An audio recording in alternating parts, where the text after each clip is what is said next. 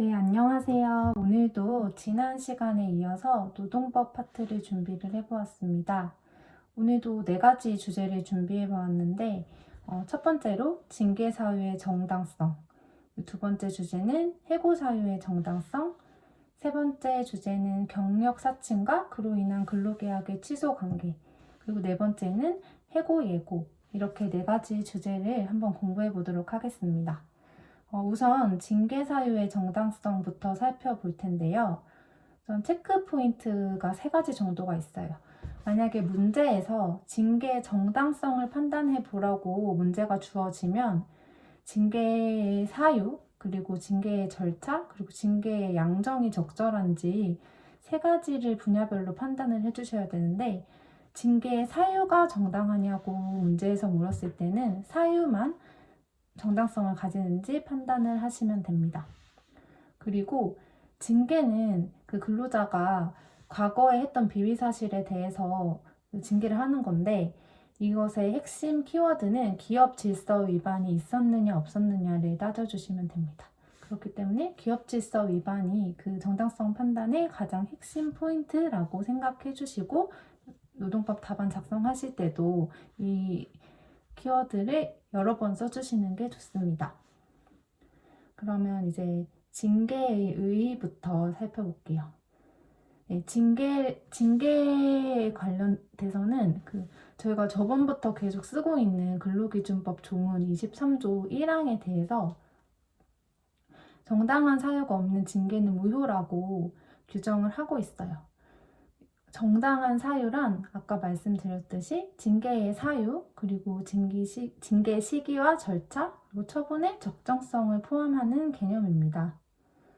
그리고 제한적 열거 규정이라고 해서 취업 규칙이나 단체 협약에 징계의 사유들이 열거가 돼 있다면 그 열거된 사유 이외의 사유로 징계를 하는 것은 무효라고 보고 있습니다. 왜냐하면 이 취지는 근로자를 보호하기 위함이겠죠. 그리고 다음으로 정당성 판단 기준을 살펴보겠습니다. 아까 말씀드렸듯이 정당성 판단 핵심 키워드는 기업 질서 유지이고, 그리고 징계 자체는 필요하고 합리적인 범위 내에서만 이루어져야 되겠죠. 그리고 취업 규칙이나 단체 협약에 그 징계 사유가 규정이 되어 있다고 하더라도 그 징계 자체가 취업 규칙이나 단체 협약 규정에 포함한다고 해서 바로 정당하다고 볼 수는 없고요. 근로기준법 23조 1항에 따라 정당성이 있는지 실질적으로 판단을 해야 됩니다. 그러면 이제 구체적 사례들을 한번 살펴보겠습니다. 우선 1번 근무 태만인 경우입니다. 근무 태만이라고 하면 지각이라든지 자리를 좀 자주 비운다든지 근무 태도가 좋지 않은 경우를 뜻하는 거일 텐데, 사실 근무 태만 그 자체로는 근로자와 사용자의 그 관계에서 단순 채무 불이행에 불과하기 때문에 그게 곧바로 징계를 줄 수 있다고 이어지진 않는데요. 그러나 그 근무 태만의 정도가 굉장히 좀 심각해서 기업 질서를 위반을 하고, 그리고 다른 근로자들에게 악영향을 미친다면 징계 사유가 가능합니다. 그리고 두 번째로는 근무 성적 불량인 경우인데, 근무 성적이 좀 안 좋은 경우가 당연히 있을 수 있겠죠. 그럴 경우에는 정당한 이유가 있다고 인정이 되거나, 아니면 근무 성적이 좋지 않은 게 일시적인 경우에는 당연히 징계 사유가 될 수가 없고요. 그 근무 성적이 불량한 것이 좀 상당한 기간 동안, 장기간 동안 형성이 되거나, 그리고 다른 직원들에 비해서 현저히 근무 실적이 낮고, 그리고 최저한의 실적조차 되지 못하는 경우에는 이게 또 기업 질서 위반에 해당한다고 해서 징계 사유로 볼 수 있다고 하고 있습니다. 그리고 세 번째로는 업무 명령 위반 쪽을 볼게요. 업무 명령 위반 역시 그 자체가 바로 징계로 이어지진 않고, 그 업무 명령을 위반함으로써 기업 질서를 위반하고 다른 근로자에게 악영향을 미쳤다면 징계 사유에 해당한다고 보고 있습니다. 그러나 사용자가 근로자에게 내리는 업무 명령 자체가 항상 정당하다고 볼 수는 없잖아요. 그 업무 명령 자체가 민법 103조를 위반할 경우가 있어요. 그럴 경우에는 그 위반한 징계를 한 거기 때문에 그 징계 자체는 위법이고 무효가 됩니다. 특히 뭐 요새도 종종 기업에서 직원에게 심할서를 작성하라고 하는 경우가 있는데 그 심할서 자체가 단순히 사건의 경위를 조사하는 심할서가 아니라 뭐 사죄문이나 반성문 정도로 그 근로자의 헌법상 양심의 자유를 침해할 수 있는 정도로 그런 사죄문, 반성문이 된다면 이 업무명령, 심할서를 제출하라는 명령 자체는 무효가 됩니다. 그리고 네 번째 역시 근무규율 위반의 경우인데요. 뭐 직장 내에서 동료 간의 대화를 비밀 녹음을 하거나 뭐 폭행이 있었을 경우, 그럴 경우에 당연히 기업 질서를 위반했다고 인정이 될 경우에 징계 사유가 되겠고요. 그리고 징계 사유에서 뭐 취업규칙이나 단체협약에서 근로자의 과실에 대한 규정이 있고 그 과실에 대해서 징계 사유가 가능하다고 규정이 돼 있는 경우 대법원은 그 과실을 중대한 과실이라고 한정 해석하고 있습니다. 이것 역시 근로자를 보호하기 위함이겠죠.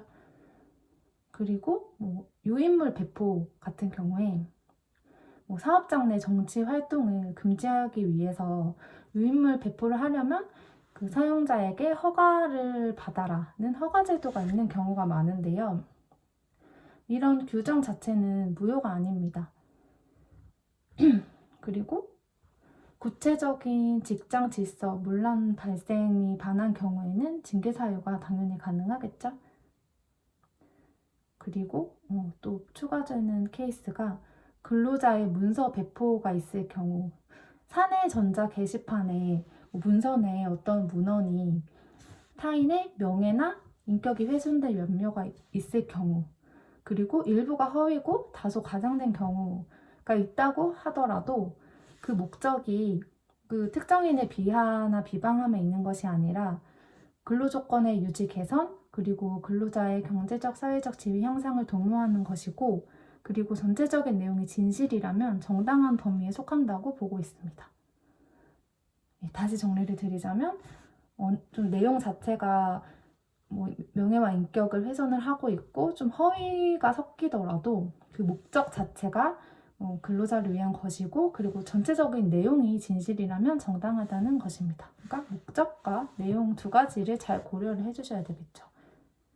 그리고 사생활에서의 비행일 경우 사실 사생활 같은 경우에는 근로자의 개인적인 부분이기 때문에 이것을 근거로 징계를 내리는 것은 사실 정당하다고 보기가 힘들 수가 있는데 그런 사생활이 그 사용자의 사업 활동에 직접 관련이 되거나 기업의 사회적 평가 훼손 염려가 되는 경우가 있잖아요. 그럴 경우에 한해서 징계를 내릴 수 있다고 보고 있습니다. 그렇지만 이 부분은 조금 엄격하게 따지고 있어요. 그리고 직장 내 성희롱 부분도 한번 공부를 해볼 텐데 우선 직장 내 성희롱으로 인해서 해고 처분이 그 가해자에 대한 해고 처분이 내려졌을 경우에 그 해고 처분의 정당성의 판단은 그 객관적이고 평균적인 사람의 입장에서 따져야 하고 그리고 그 성희롱 자체가 고용 환경을 악화시키고 그 성희롱의 행위가 굉장히 매우 심했거나 반복될 경우 그 해고 처분이 정당하다고 보고 있습니다. 그리고 이런 징계 처분의 입증 책임은 사용자가 져야 된다고 보고 있는데 우선 사실 성희롱 자체를 입증하기가 조금 부담스러울 수도 있잖아요. 그래서 자연과학적으로 추후의 의심도 없이 완전 무결한 증명을 요구하는 것이 아니라 그 경험칙적인 입장에서 고도의 개연성을 증명하면 그 직장 내 성희롱으로 인한 해고 처분의 정당성이 인정되고 있습니다. 그리고 이중징계 금지의 원칙도 살펴볼 텐데 아무리 정당한 징계 사유라고 해도 같은 사유로 이중으로 징계할 수는 없겠죠. 그리고 징계 사유의 추가도 금지하고 있습니다.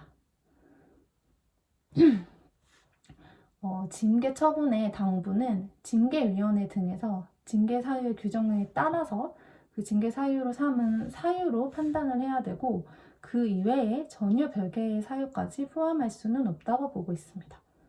특히 그 징계위원회에 그 재심 규정이 있는 경우, 재심을 청구를 할 수 있는 경우에 추가된 징계 사유에 대해서는 재심의 기회를 박탈하는 거기 때문에 허용을 하고 있지 않다고 봅니다. 네. 지금까지 징계 사유의 정당성 살펴봤는데요. 우선 다시 정리를 해드리자면, 징계 사유에 물었을 때는 그 사유만 판단을 해주시면 되고, 사유의 핵심 키워드는 직장 질서를 얼마나 훼손시켰는지, 그 키워드가 가장 중요하니까 다양한 케이스들이 나올 수 있는데, 그 핵심은 기업 직장 질서의 훼손이라고 생각해 주시면 되겠습니다. 그리고 다음에 공부할 내용은 해고 사유의 정당성입니다. 해고, 특히 일신상의 해고의 경우 사회통념상 고용관계를 계속할 수 없을 정도로 근로자에게 책임 있는 사유가 있을 때 해고가 가능하다고 보고 있는데, 이 부분 역시 핵심 키워드니까 잘 기억을 해주시고, 그리고 해고가 정당한지는 징계와 마찬가지로 그 해고 사유와 절차와 양정 모두 검토를 해주셔야 됩니다. 그렇지만 문제에서 역시 해고 사유가 정당하다고 물었는데 해고 절차와 양정을 따질 필요는 없고요. 그러나 이제 문제가 주어졌을 때 기계적으로 사유, 절차, 양정을 나눠서 검토하는 것도 주의를 해주셔야 돼요. 왜냐하면 징계 사유와 그 절차를 구분하기가 힘든 경우가 있거든요. 그래서 적당히 문제를 잘 읽어보시고 쟁점을 정확하게 작성을 해주셔야 됩니다. 그리고 이제 또 법 규정부터 살펴보도록 하겠습니다. 지금 저번 시간부터 계속 근로기준법 23조 1항이 계속 나오고 있는데요. 근로기준법 23조 1항에서는 정당한 이유 없는 해고를 금지하고 있습니다. 그 정당한 이유가 없는 해고란 아까 말씀드렸듯이 사회통념상 고용관계를 계속할 수 없을 정도로 근로자에게 책임 있는 사유, 저는 사통고, 개근책 이렇게 외우고 있거든요. 이게 정당성 판단을 위한 키워드니까 꼭 기억을 해주시기 바랍니다. 그리고 두 번째로는 법령에 의한 제한입니다. 법령에서 해고를 보호하고 있는 몇 가지 규정들이 있어요. 먼저 첫 번째로 노조법 81조에서 노동조합을 조직하거나 가입했다는 이유로 해고를 하는 것을 금지를 하고 있고, 그리고 남녀고평법 19조에서 육휴나 육아휴직이나 가족돌봄 휴가 등을 이유로 근로자를 해고하는 것을 금지하고 있습니다. 그리고 기간제법 16조에서 기간제 단시간 근로자가 차별을 시정하는 것을 신청을 했을 때 그 이유로 해고를 하는 것 역시 금지를 하고 있습니다. 이 규정을 위반을 했을 때 근로기준법상 정당한 이유 없는 해고라고 보시면 되겠습니다. 그리고 이제 취업 규칙이나 단체 협약상의 해고 사유의 판단을 살펴보시면 취업 규칙이나 단체 협약상의 해고 사유가 기재되어 있다고 하더라도 그것이 바로 당연한 사유로 직결되는 게 아니라고 아까도 말씀을 드렸죠. 그래서 그 사유가 실질적으로 정당한 이유가 있었는지를 근로기준법 23조 1항에 따라 판단을 해주셔야 됩니다. 그리고 이번에 살펴볼 게 아까 말씀드렸듯이 일신상의 사유로 해고당하는 케이스라고 말씀을 드렸는데, 아까 배운 직장질서 위반을 통해 징계된 케이스랑은 전혀 다른 사안입니다. 우선 첫 번째로 직무 능력이 결여된 경우. 사실 어떤 직무를 수행함에 있어서 노무사 같은 경우도 그렇겠죠? 노무사 업무를 하려면 당연히 노무사 자격증이 전제가 돼야 되겠죠. 그런데 그 사람의 개인적인 문제로 인해서 자격증이 박탈이 되거나 그 직무에서 요하는 시험에 떨어졌을 때 당연히 그 직무를 수행할 수 없는 사람이 되는 거니까 해고가 가능하다고 보고 있습니다. 그리고 두 번째로 질병 및 신체 장애의 경우, 질병 및 질병이나 사고로 신체적으로 상해를 당했을 때 그게 좀 경미한 근로라도 할 수 있으면 해고는 불가하다고 보는데요. 우선 업무상 재해일 경우에는 사실 업무를 하다가 상해를 당한 거니까 그분을 해고를 하는 것은 사실 너무 가혹하잖아요. 그렇기 때문에 그 판례에서도 굉장히 엄격하게 고려를 하고 있습니다. 그렇지만 뭐 개인 사유에 따른 경우에는 어떨까요? 한 케이스가 있는데 어떤 버스 운전 기사분이 개인적인 사유로 이제 사고를 당하신 거예요. 그래서 단체 협약에서 규정하고 있는 휴직 사유보다 3배 이상을 휴직을 하시게 된 거죠. 그러면 이제 사업에 막대한 지장이 사실 생기는 경우기도 하잖아요. 그렇기 때문에 그분의 해고는 정당하다고 보고 있습니다. 그리고 당연퇴직 규정과 해고, 이 부분을 좀 공부를 해볼 건데, 우선 당연퇴직 규정이 있더라고 하더라도 당연퇴직 규정이 실질에 있어서 해고에 해당을 하기 때문에 이게 문제가 될 수 있습니다. 왜냐하면 사용자가 해고를 하는 것은 법적으로 많은 장애가 있고 부담이 되기 때문에 이 당연퇴직 규정을 활용해서 교묘하게 해고를 시킬 수 있기 때문입니다. 우선 판례의 입장부터 살펴보자면 당연퇴직 규정이 있다고 하더라도 기간 만료 그리고 당사자 소멸 그리고 계약기간 도래 등이 아닌 이상 근로자의 의사와 상관이 없이 사용자가 일방적으로 해고를 하는 것은 정당한 이유가 필요하다고 보고 있습니다. 그 관련 사례로 형사상 유죄 판결 사례를 살펴볼 수 있는데, 만약에 단체 협약이나 취업 규칙 규정상 형사상의 유죄 판결을 받은 사람이 퇴직을 한다, 당연 퇴직을 한다라고 규정되어 있는 경우 이것을 어떻게 판단을 해야 될지 개별적, 유형적, 합리적으로 해석이 필요합니다. 우선 실형 판결만을 의미한다고 해석하는 경우, 실형 판결만을 의미한다고 해석하는 경우는 사실 근로자가 신체적으로 구속이 되어 있기 때문에 현실적인 근로 제공이 불가능하고 신체의 구속 상태가 해속되지 아니하는 내용의 판결이 나오면 근로는 계속할 수 있다는 입장이고요.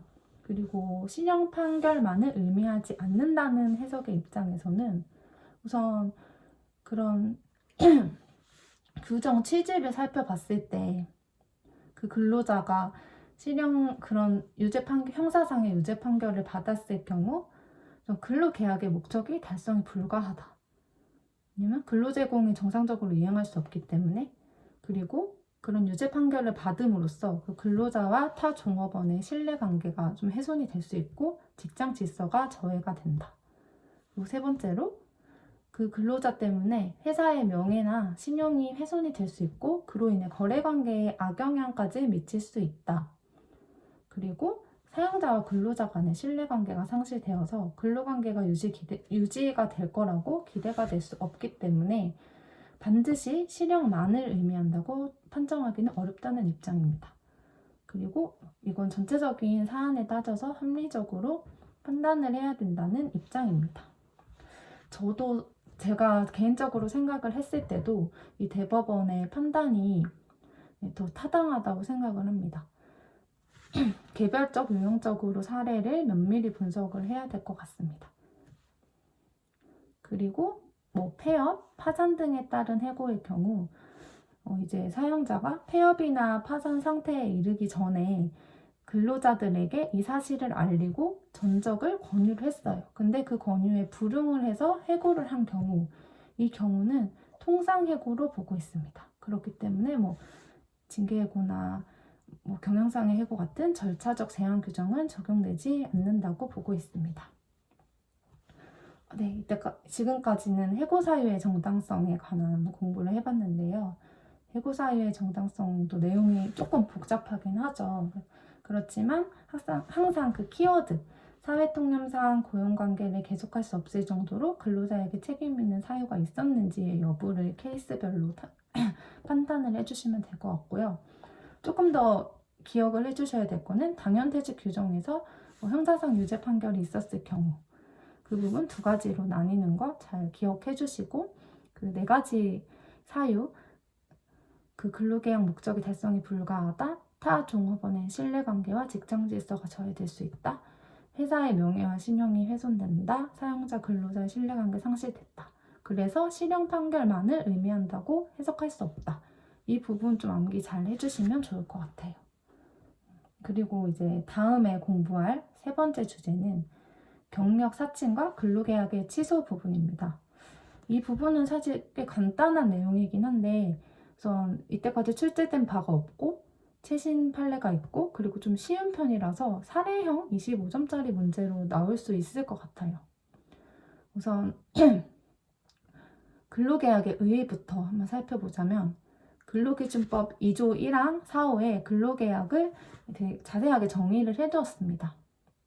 우선 근로계약은 근로자는 근로 제공을 하고 그리고 그 근로 제공에 따라 사용자는 임금 지급을 하는 목적으로 체결된 계약이라고 정의가 되고 있습니다. 그렇기 때문에 우선 근로계약의 법적 성질은 사법상 계약이라고 볼 수 있어요.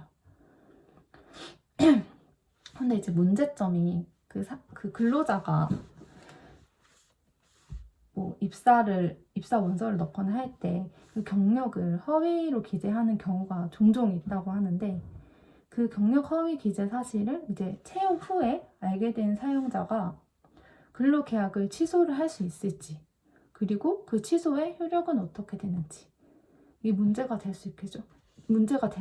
사실 이게 실제로도 종종 발생한다고 하는데 우선은 이게 의사표시의 하자로 그 근로계약의 당사자들이 취소를 하고 싶어 하는 거기 때문에 민법 141조 조문을 좀 따져봐야 됩니다.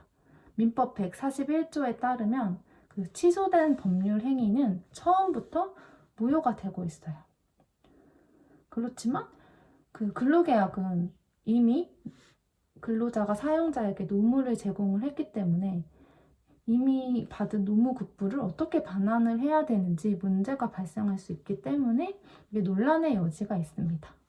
그래서 이런 논란의 여지를 좀 해결을 하기 위해서 판례가 제시를 한 사항이 이제 2꼭지로 나누어져 있는데 우선 취소가 가능한지 여부부터 살펴보자면 근로계약은 사법상 계약이기 때문에 그리고 경력사칭 이유로 민법 109조, 민법 110조에 따라서 무효 취소 주장이 가능하고 그로 인해 법률 효과 소멸이 가능하다고 보고 있습니다. 결국 취소가 가능하다는 거겠죠. 그리고 2번째로 취소의 효력의 범위. 취소가 되겠지만 그 민법 141조에서는 취소된 법률행위가 처음부터 무효라고 주장을 하고 있는데 이 근로계약의 효력을 어떻게 처리를 해야 되는지를 판례는 노무 제공의 효과는 이미 발생을 한 거고 소급 부정을 하는 것은 타당하지 않다고 보고 있습니다. 그렇기 때문에 취소된 의사표시 이후 그 장래에 관해서 근로계약의 효력이 소멸한다고 보고 있습니다. 그렇기 때문에 이미 제공된 근로와 임금에 대해서는 효력이 없고 그 취소의 의사표시 이후에 그 관계에 대해서는 근로계약이 소멸한다. 이렇게 보시면 되겠습니다.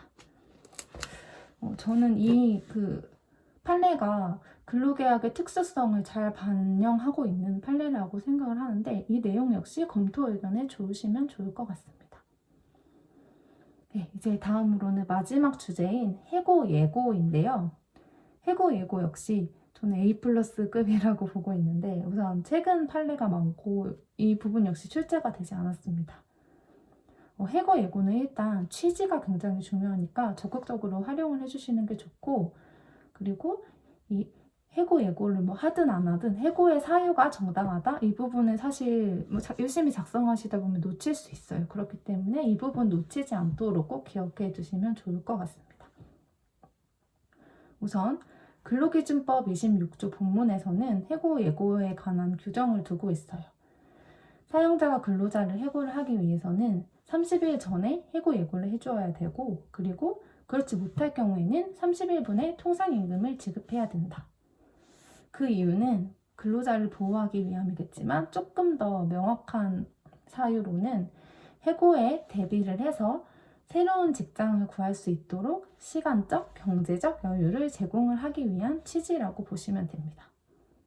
시간적, 경제적 여유를 제공하기 위함이다. 이 부분 적극적으로 활용해 주시길 바랍니다.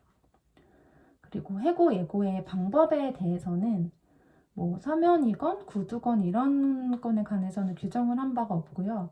대법원에서는 해고가 언제 일어날지 일정 시점을 특정을 해주거나 알려주어야 한다고 보고 있습니다. 그리고 그 26조 단서에 해고 예고의 적용이 예외되는 부분이 있어요. 뭐 근로를 계속한 지 3개월 미만인 경우, 그리고 뭐 천재사변 등으로 사용자가 정말 어쩔 수 없는 상황에 놓여진 경우, 그리고 근로자가 고의로 그 사용자의 재산이나 그 사업에 막대한 지장을 초래한 경우, 이 세 가지는 뭐 해고 예고를 하지 않더라도 바로 해고가 가능하다고 규정을 하고 있습니다. 그러면 이 해고 예고를 시행을 하지 않았을 경우 이 위반의 효과는 어떻게 될지 한번 살펴보겠습니다. 우선 사용자가 해고 예고를 하지 않았을 경우 근로기준법 110조에 따라서 벌칙을 받습니다. 그렇지만 이게 벌칙은 받긴 하지만 그 해고 예고가 없는 해고가 정당성이 있는지는 좀 다른 문제잖아요. 이 학설은 유효설, 무효설로 대립을 하고 있어요. 유효설인 경우에는 해고 예고 이 규정은 단속법규이기 때문에 이것을 지키지 않더라도 해고의 효력 자체에는 영향이 없다라는 규정이고, 무효설은 이 해고 예고 규정은 강행법규이기 때문에 해고 예고를 하지 않은 해고는 효력이 없다라는 입장이 대립을 하고 있습니다. 그럼 판례는 어떻게 하고 있을지, 저는 사실 이게 좀 외우기가 힘들었던 게, 해고 예고가 없으면 좀 근로자의 입장에서 당연히 해고의 효력이 발생하지 않아야 되는 거 아닌가라고 항상 좀 의문을 가졌었는데, 저희 판례에서는 해고 예고가 없었다고 하더라도 그 해고에 정당한 이유가 있으면 그 해고의 효력에는 영향이 없다고 해서 유효설의 입장을 취하고 있습니다. 그러면 이제 또 살펴볼 사안은 해고 예고 수당의 법적 성격과 반환 의무에 관해서 살펴보도록 하겠습니다. 해고 예고 수당은 그 30일 전에 해고 예고를 하지 않았을 경우 그 30일분의 통상임금을 지급하면 해고가 가능하다는 규정인데요. 우선 어떤 근로자가 부당해고를 당했다가 복직을 했어요. 그런데 이제 해고가 무효라고 해서 해고 예고의 수당을 반환을 해야 되는지, 이게 좀 논란의 여지가 있을 수 있겠죠.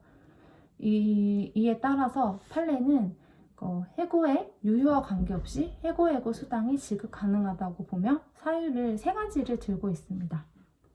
우선 첫 번째, 근로기준법 26조의 본문상, 그 근로기준법 아까 본문 말씀드렸잖아요. 그 본문에 해고가 유효한 경우에 이게 성립이 된다는 근거가 문헌상 나와 있지 않다. 그리고 두 번째, 해고 예고 제도의 취지를 살펴보았을 때 해고 예고의 취지는 해고에 대비해서 근로자의 시간적, 경제적 여유를 주기 위함이기 때문에 이건 역시 시간적, 경제적 여유의 효력과 상관이 없다. 이게 뭐 해고가 무효라고 하더라도 그 보장의 필요성이 작다고 단정 지을 수 없다고 보고 있고요. 그리고 세 번째로는 사용자가 해고 예고 수당도 주지 않았고, 그리고 해고 예고도 안 했을 경우에 그래도 이제 해고는 유효한 경우도 있다고 했잖아요.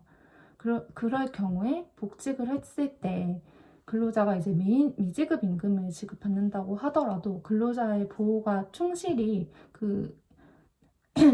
근로자 보호가 이루어졌다고 볼 수 없는 거예요. 그래서 그것만으로 26조의 입법 목적이 달성됐다고 보기 어렵다고 판단을 하고 있습니다. 그래서 이렇게 부당해고를 당했더라도 해고 예고 수당을 반환할 의무가 없다는 게 판례의 입장이라고 볼 수 있습니다.